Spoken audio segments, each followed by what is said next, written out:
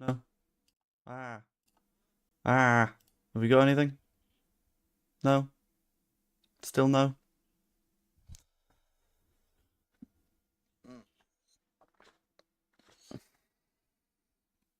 Wait, yes. There we go. Okay, cool. I had to unplug and replug my microphone, which is really, really fun. I'm really glad that nothing is working right now. That's fantastic for the mental health. Yeah, hello everybody. Welcome to the stream, where I thought we'd have a nice little calm chat about various transfer bits, and then everything broke, but then everything unbroke. So, welcome on in. Yeah. So, mainly, the little topic of conversation that is here right now. I love how everyone along here is looking really supportive. Like they're like, "Yes, the stream started. Yes, get in. Woo!" Anyway, yeah, I hope everyone's doing well at the moment. Hello, David Oliver. I'm not calm. I'm scratchy. I'm still fairly calm. We've still got absolutely forever of the window left. It's more than a month, and the amount of stuff that you can do in more than a month is frankly insane. So I'm completely happy at the moment, to be honest with you. But we have to have a little bit of a chat about the news that has emerged today, specifically surrounding Josh Brownhill.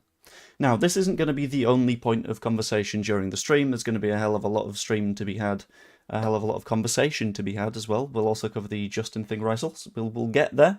And it's specifically surrounding the fact that Brownhill is available on a free transfer, and not only that, but let's have a quick little search for the article that I was looking for. This is what's confusing me. I've got my YouTube Studio thing on the wrong side. You see, I broke my own workflow. I'm stupid. I've done something silly. There we go. So, Joe Donoghue, formerly of the Yorkshire Evening Post, who is a reasonably reliable person when it comes to Leeds United, has talked a little bit on what is potentially going to be happening with Josh Brownhill. Everyone's approaching Josh Brownhill like, well, he's a pretty damn good player, but I don't know if we'd pay a particularly big fee for him. Good news, we don't have to pay a fee for him. Burnley have released him, which means that the door is wide open. And there could be a little bit of competition for the guy, because Josh Brownhill has been offered a long-term deal by Leicester City after leaving Burnley on a free. He scored 18 last season.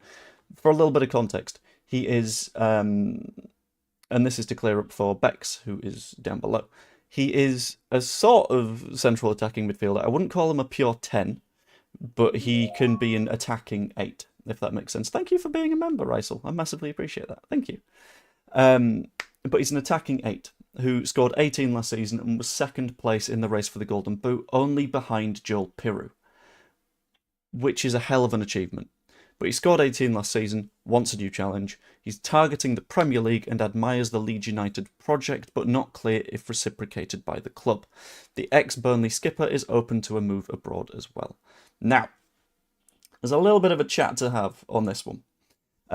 First of all, being that we will all look at this and think, I don't know if he's of the level. A lot of people have already had a bit of a conversation with me and said, I'm not entirely convinced by us signing Brownhill. Someone mentioned in the comments on the original version of this stream, before it broke everything, that they wouldn't necessarily want to go for him because he's not got that much of a good experience when it comes to Premier League football. That's true. That's fair enough. But in my eyes, Brownhill would almost certainly be a depth player. He would be someone that is on the bench that you can go to when you need him. He's not going to be a bad player when you need someone to start either, but he's not going to be a consistent first team player, because he's just not. That's not what his role is going to be. That's not going to be a wise move in my eyes, I don't think.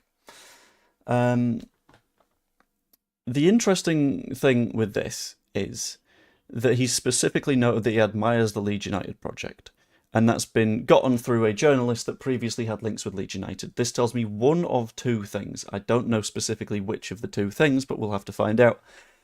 Which is that either there has been conversation with Leeds United between him and his agent to see, okay, is there something going on right now because we're looking for a move, or he's just directly reaching out to journalists to see, okay, where is the interest? Where are we able to go? And then we'll work from there. In my personal opinion, I would absolutely take him on a free. If you have a look at his wages last season, I've completely forgotten the name. Capology, that's the one. Search Capology Burnley, right? And I'll take a look at last season just so I know what he was on there. If it'll let me check last season. It will. Cool. Come on.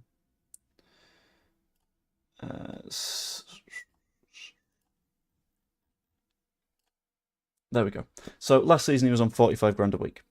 Odds are he's not going to be on the same if he comes to Leeds United, because we're not going to be throwing around the same sort of wages to brand new players that aren't necessarily going to be in the first team to players that we've gotten from the bench on a free transfer. He will get the odd, like, bigger signing bonus because he's a free,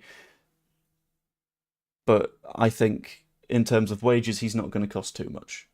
He's going to be a pretty damn good deal, especially since you're not allowing a rival to be stronger in this instance. So if he's eyeing up a Premier League move, that means that if we're able to pick him up and we're able to get a bit of benefit out of him, whilst at the same time the other club can't, again, we've got a little bit of an advantage. On this, Lauren, I also don't know. I don't know why absolutely everyone is screaming that Gruev isn't good enough. I think Gruev is a fantastic player. But everyone seems to be jumping on him and being like, yeah, let's get rid. Gruev's been really, really good for us. Like, throughout pre-season, it was noted specifically by Graham Smith that Gruev looks like he could just run day after day after day after day. And Gruev isn't a goal scorer, fine. But you don't always need someone to be a goal scorer. He can do the defensive stuff, he can do the hard-working stuff. It's all good. On this one, Pierre, saying that you drop kick Harrison out of the squad in a moment, I also probably would. That's fair. However, it's a question of we'll need a winger. And whilst Brownhill isn't a winger, he can still do an attacking side of a game. Like, I don't know if he's not a straight replacement, let's be honest here. But I don't know. Grover's okay, he's solid. Yeah, that's what you need, though, a lot of the time. You can't... Not every player in your squad can be someone that does the, like, impressive, shiny flicks and tricks and all that kind of stuff. Sometimes you just need someone that is doing the grunt work. And I think the fact that Gruev does all of that for us puts us in a position to say, okay, we're fine, we're good. We can keep things ticking over nice and sensibly and lovely and fine. Whereas if you're instead playing... Let's pick someone. So Rothwell, as an example. It was a choice of we play Tanaka in there for sure, and then Gruev or Rothwell. When you had Rothwell in there, he wouldn't do the same work, because his work rate wasn't quite as good. I'm not saying he's got a bad work rate, because he's up against someone that has a, frankly, obscenely strong one. But, I don't know. Gruev being fifth choice anyway, that's a... is he? Because it kind of depends a little bit. Because the way that you've got to see it... Hold on. I'm going to just quickly rework something so I can demonstrate a thing. There we go. Right, F11, close that. Let's get the pen out. And let's go to school, shall we? Give it a bit more weight. Bosh. So, shall we head over to the classroom in Monitor 2? A lot of people will see that we are potentially playing with a 4-3-3. That'll do. Whack a goalkeeper here. And they might potentially see that this is the midfield area, and your options in order are going to be... There we go, that'll do. Shrink it down a bit. Zoom out a bit. Okay, so your options are, you've got Stack, you've got Ampadu, and we'll call this roughly in order. You've got Longstaff, you've got Tanaka, and you've got Gruev. People might see that and they might go, well, Gruev is our fifth choice right now. Therefore, we don't necessarily need Ilya Gruev because we're fighting over 3 positions. That's not strictly going to be the case when it comes to how it manifests in the real world. So instead, look at the midfield as a bit more of a Sorry, I don't really use this bit of the tool.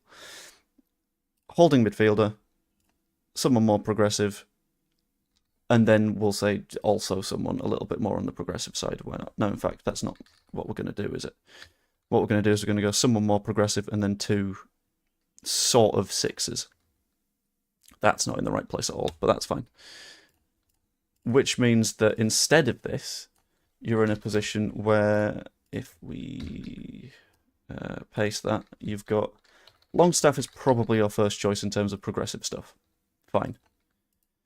Who else is a progressive midfielder at the club? Everyone is going to think he's going to write out Tanaka here. I don't think so. I think if we're not necessarily playing with a number 10, Aronson becomes second choice for this more progressive role. Which is okay by me, I've got to be honest with you. Therefore, you've got, for this position, we'll call it Stack or Ampadu. And for the other position, you've got Tanaka and you've got Gruev. So you go by just shifting the way that you're approaching it from midfielders as a bundle to players that do their specific roles. You've gone from Gruev is our 5th choice to Gruev is second for his position behind Tanaka, which I think is a significantly better way of looking at it, because it means that you're less in a spot of having a terrifying depth problem if, say, Gruev isn't here. Cool. That's all well and good, but now you're in a position where Ampadu is doing both of these jobs. But at the same time, if you have a look at the centre-backs, copy and paste you, and you say that you've got Rodon on this side in addition to Bornau.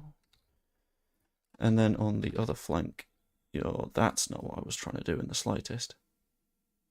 On the other flank, you are playing with the be-all and end-all and Stroke. Let's say we have a little bit of an injury crisis. We've not got Ilya Gruev anymore. Fine, that's not an issue.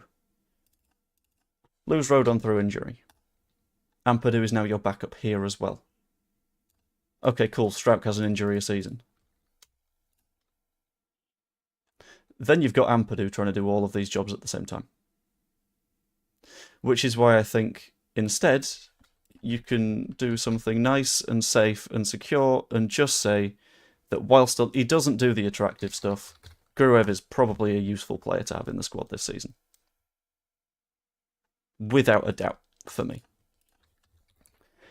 And then, because you guys know me and you guys know that I like my tactical flexibility, you guys know that I like my players that can do things in multiple positions, this being an 8 means that that's not really Aronson's role. So where's the harm in adding Brownhill on a free? And then if instead of an 8, we play with a 10,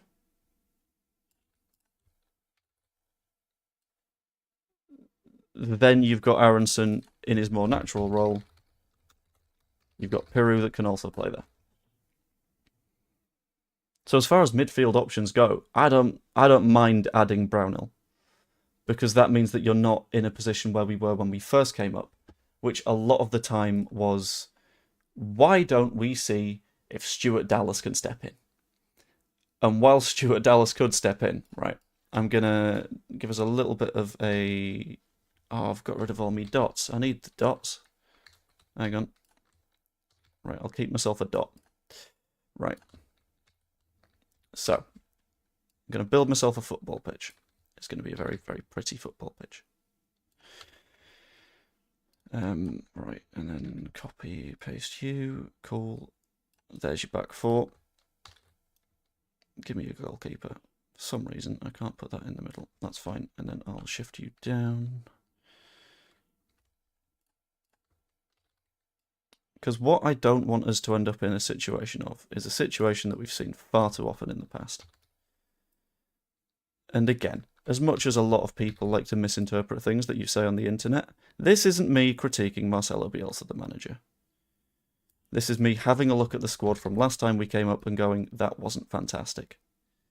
Because what we ended up doing was saying, time and time again, that it's okay, we don't need a complete amount of squad depth, because Stuart Dallas can play there, and he's basically a wizard. Because he initially signed as a potential left winger. And then he played at left back. And then he played at right back.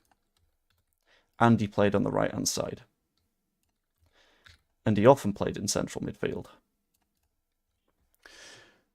So if we, at any point, end up putting ourselves in a situation where our depth chart is just Stuart Dallas, like happened in the past, we don't want to be there. So if we end up signing Josh Brownhill and he ends up not playing much, I don't really have a problem with that. Because at the end of the day, all that means is that we've got enough players and we're fine. And it gives us another option. Like, a lot of people will look at things and go, well, do we necessarily need this player? The counterpoint is there any harm in having him? Because, yeah, he'll cost a little bit of wages, but not tons. Like, working our way through the squad. And I'm going to try and be fair to as many players as I can here. Let's shrink that down so there's not so much of a gap. Perry and Darlow are the goalkeeping options. We know this. That's fine. Like, maybe you chuck in Mahady, but I don't know. On the right, you've got Rodon. You've got Borno. I keep forgetting about Borno, but that's okay. Left-hand side, you've got... Why isn't that lining up properly? I don't know. Whatever. Beal. You got Stroke. I think Beal starts of those two, but that's okay. Left back, this is where we bump into the depth issues. This is where we bump into what I'm talking about, which is, do you have the players to do what you need to do? You got Gudmundsson and Byram? Maybe Strauch has played there once or twice, but it's not a position that we want to be in. On the other side, Bogle, Byram. And Byram, I'm going to colour in red, because he's having to multitask, and we don't want to be in that position.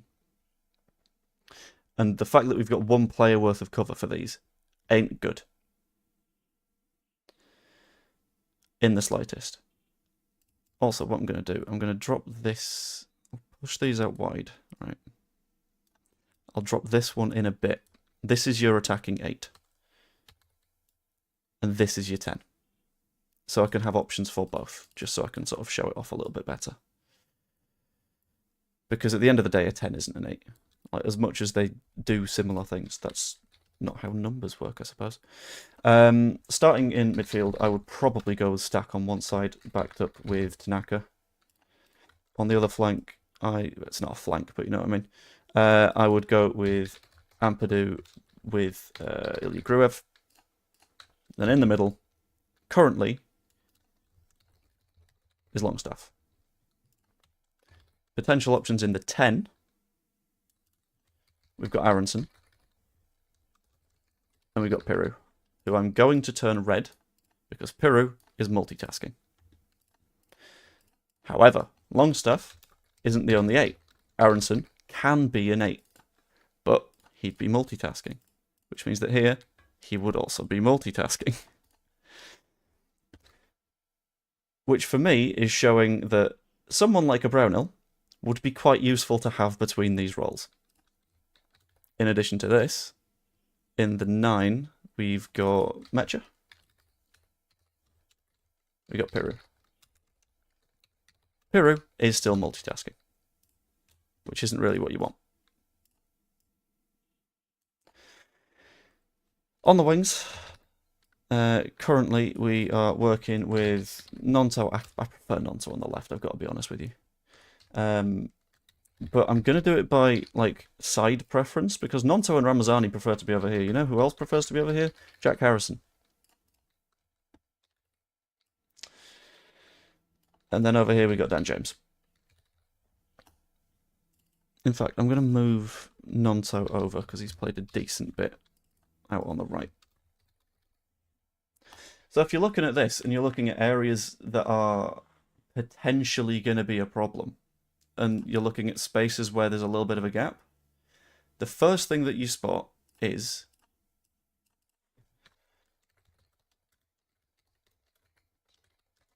do we need a backup fullback? Based on what is going on with that dot is way too big. Based on what's going on with Sam Byram. And in addition to that, let's just shrink you.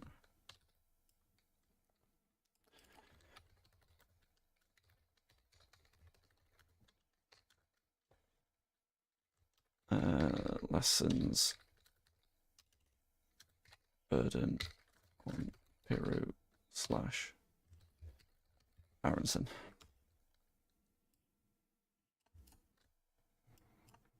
And I wonder who fits in this role quite nicely. Because I don't mind a player having a bit of flexibility to them. That's completely fine. Aronson can also play on the wing. Cool. So if I copy Aronson and I paste Aronson onto this flank, oh, you've messed with me lines. And I do that. That turns Aronson from red to red, because now he's playing everywhere. So I think someone that can play here or can play here means that you're not dragging players all across the pitch. We do still need a winger. Like, this is true, because Harrison, I'm going to turn, I don't know, brown. Because that's the sort of colour that I feel like he is. Because the man is a poo. Which says that, again, if I go back to me pen, and I go back to me selector,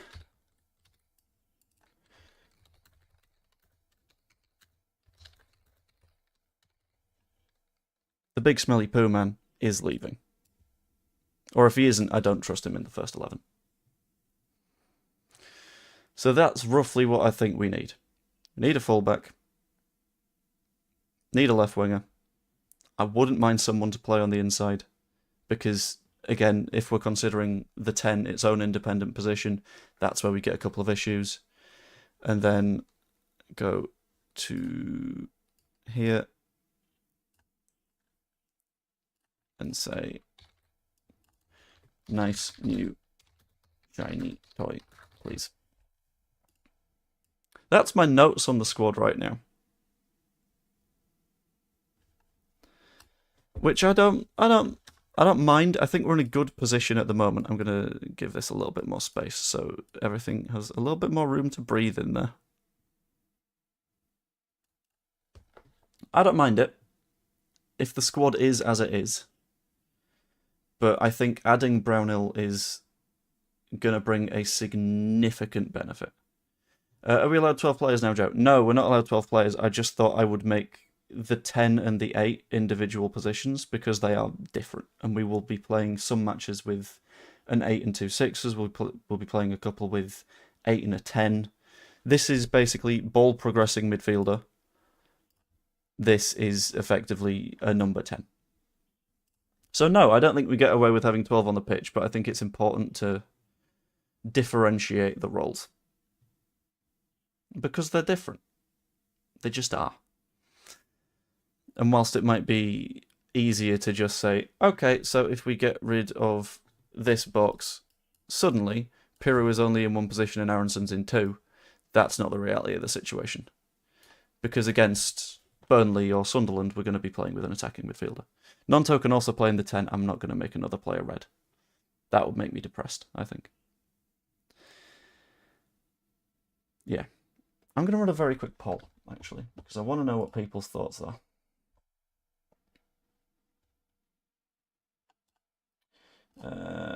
So let's ask the question. Would you sign Brownhill on a break? Simple yes or no. And whilst you're doing so, whilst you're going over to click the option in the poll, I'd usually appreciate you popping a like on the stream as well.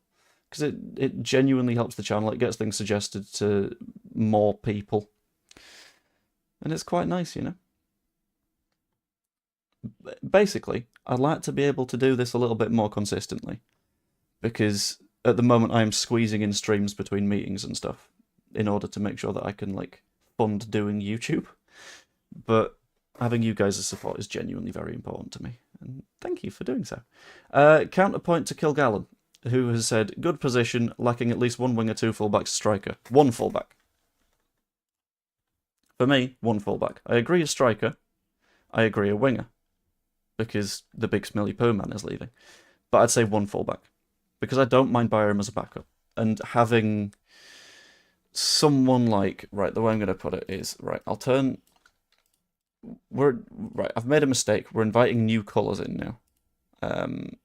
Give me an orange. There we go. This turns Aronson and Piru orange.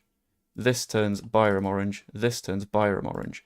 They are orange because they have someone in the position that is equally orange, that is also able to fill in. So it's not a red alert kind of position anymore. It's more of a, I'd rather us not have to deal with that as a problem.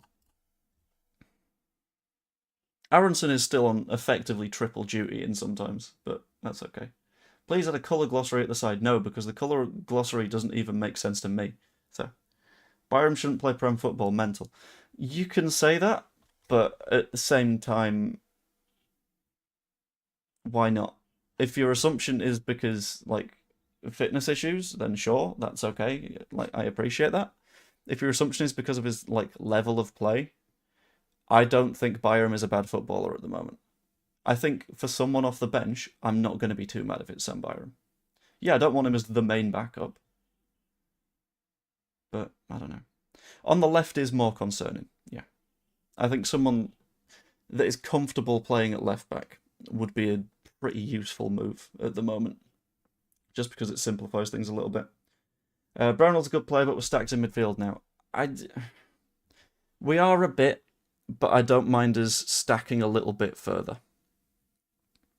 Because if you look at where we were last season in midfield, currently we have the same number of midfielders as we had last season. Because we had the main four, which was Rothwell, Gruev, Tanaka, Ampadu. Ampadu, who had to fill in at centre-back a lot of the time, plus Gilavogi. We dropped Rothwell. He didn't come back.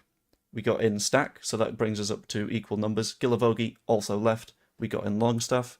Two, I'll be honest, no doubt upgrades.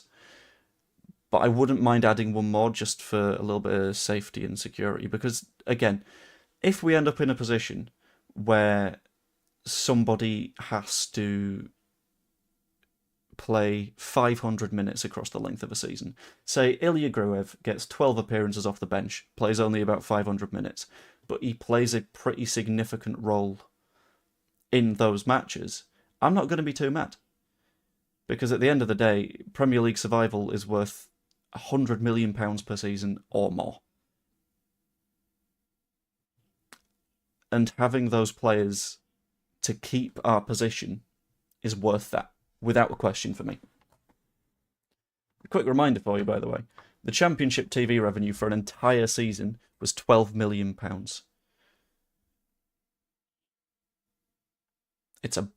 It's vastly more than that in the Premier League. Hold on, I'll have a quick look. Premier League TV revenue per team.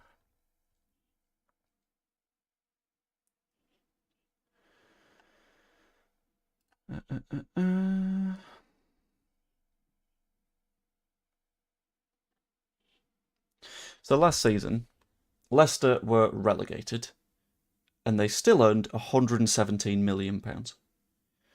They earned 10 times what you get in the Championship by going down. So I think survival is far more important than we deem it to be. Season in the Premier League is the biggest ever new deal. Is it? New Premier League TV deal.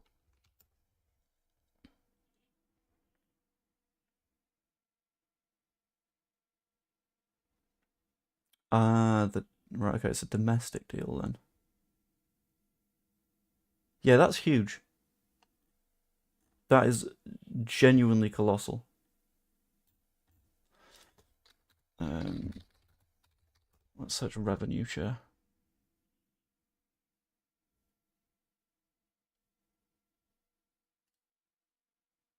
It's not telling me, but that's okay. But yeah, like the sheer size of the payments that you get is ridiculous for being in the Premier League. And I think by simply having someone like a Gruev or a Byram on the books to make sure that we at least have someone in that position that can play football, we're benefiting. Because as was mentioned earlier by Hannah Bone, we don't want to see Dan James at 9. You just don't. Like, he's a very good player, and I honestly think he could do a reasonable job as a number 9, but you don't want to see it. You're potentially going to be forced to if things go wrong, but you don't want it. Which is why I would rather take Sam Byram at left back, because he's played there consistently in the past, over Pascal Struijk out of position. Because that's not his job. That's not what he does well. So I think adding depth is never going to be a bad thing, in my opinion. Especially if we hit something like an injury crisis. Because under Bielsa, each time we were like, I don't know, I think the squad depth is looking a little bit weak. And then the bad thing happened, everyone got injured at the same time. And we ended up putting a 15-year-old on the bench. Which ain't ideal, I've got to be honest with you. Like, when you're putting a young player on the bench through choice, I'm absolutely all about that. Fine, good, brilliant.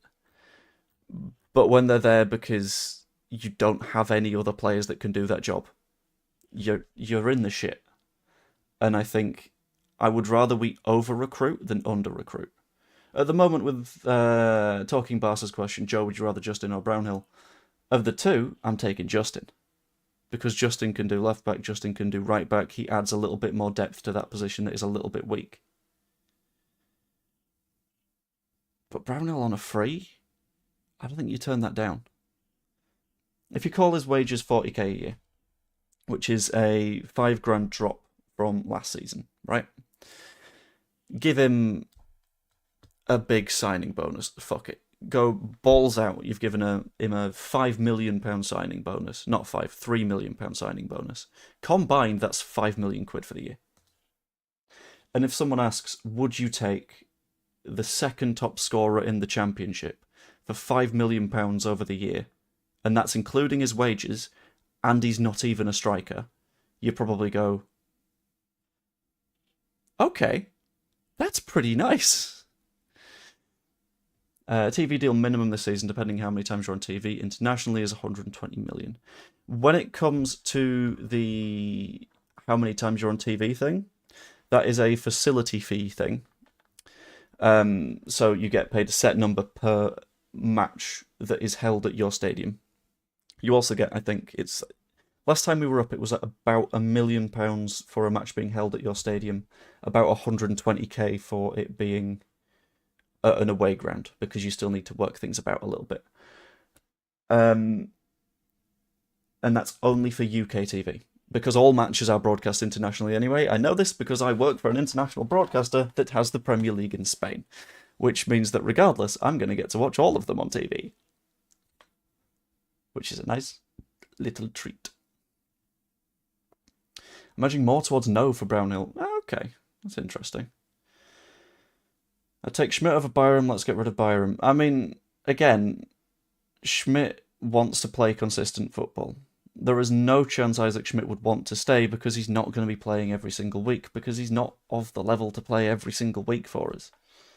Which means that he's going to have to go and find someone, whereas Byram is happier to sit on the bench. That's realistically how recruitment works. You don't just like wave a wand and then suddenly someone wants to be there even though it's against their interests. People are always looking for what will benefit them. Thank you. I'm not going to read your name out, Mr. Hunt, but I will take it. Thanks. Also, I had a devastating moment yesterday, right? And it hurt. Get on the Premier League portal through to zone, you'll be able to see the third kit embargoed B-roll for Leeds. What? What do you mean the Premier League portal? I don't think I will be able to. Especially since I'm not like an employee, I'm a contractor. But that's fine. Oh, where was I? Where were my words? There we go. I had a devastating moment yesterday where I was scrolling through YouTube Shorts and an Alan Partridge clip came on. And that was the first time where I was like, oh, oh, that hurt. So I have decided that later in the year, no, in fact, right, okay, I'll make a deal with you. If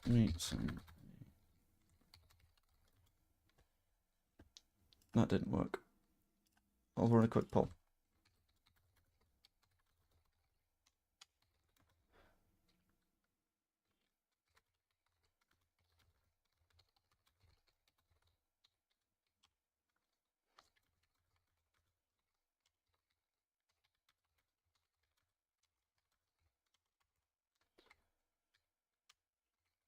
Why is nothing working?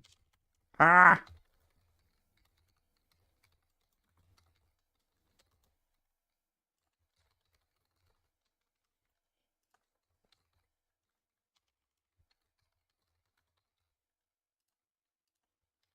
There we go. I'll make a deal with you guys, right? If we sign before the end of the window, a striker, a winger, and a backup fullback, I will do a stream as Alan Partridge in full Partridge costume. I will do the voice. I'll do everything. Deal or no deal, and you can screenshot this because everyone has repeatedly said that I look the same. So sod it. Go for it. If we sign all of those, I will do the Partridge stream. And I will need various people to screenshot. So need a quick change of the voice. It's sort of like it's a more nasally version of me, I think. But I need something to say because I've not watched that much Alan Partridge and Steve Coogan. But it's fine. I feel like you got a safe bet there. No, we'll get business done. It's okay. Will the club be waiting for Leonard and Genge to join as a backup fullback? No, as far as I'm aware, and Genge's more of a centre back, and he'd be more for the 21s. Dan.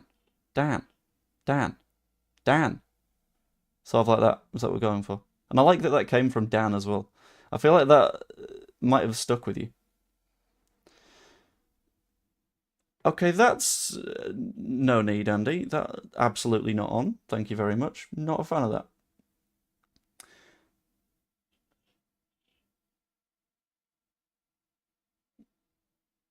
There's a lot of money with a famous lookalike. Not if it's Steve Coogan, I feel. I feel like when it comes to famous lookalikes, Steve Coogan isn't quite high on the list.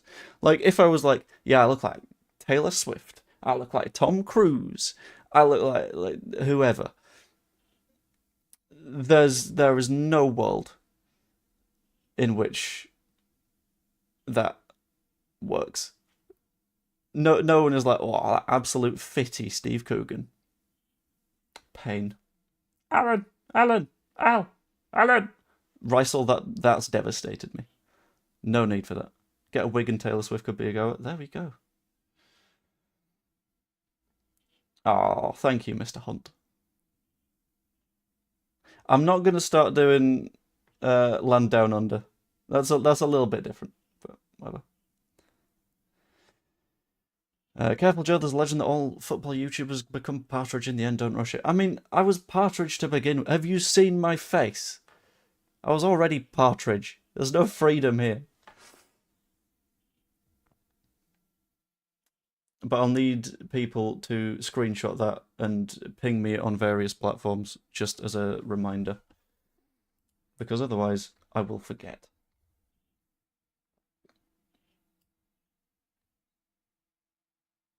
In fact, I'm going to tweet it and I'm going to pin it, and then people can shout at me.